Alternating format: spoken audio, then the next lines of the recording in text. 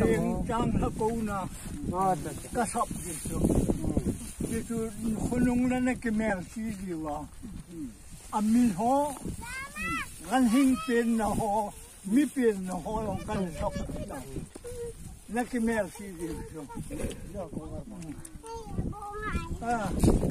Changlha hung tapi saya sini pula lebih Changlha hung Sel nun tôi hát gala tam Changvoh Changlha hung Changlha hung Hutang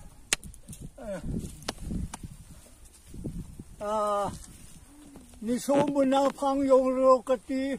tha som muna phang yong ro kati mi pen na hai wala phang yong ro kati asil pen na si se ma phang yong ro kati wo pen na bon no la phang yong ro kati awi pen na tung ju la phang yong ro kati a pen na sil cha phang yong ro kati phang yong ro sông đâu cái té tôi là phao vô luôn cái gì không cái tiền té tôi là phao vô luôn cái gì phố hill xin xuống té xin lâu lâu vùng té tôi là phao vô luôn cái gì phố hill xin xuống té tôi là phao vô luôn cái gì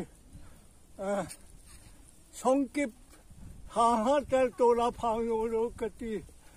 lúc họ lúc hẹn té tôi là phao vô luôn cái gì lâu ngâm lâu té tôi là phao vô luôn cái gì phao vô luôn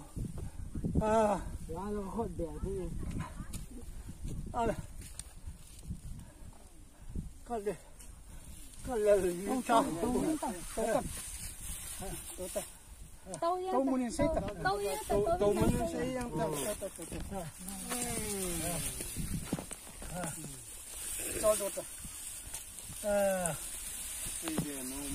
sai tam sao đâu ngay trên tôi là phao vô luôn cái gì quý gia sim té tôi là phao vô luôn cái gì man luôn man trông té tôi là phao vô luôn cái gì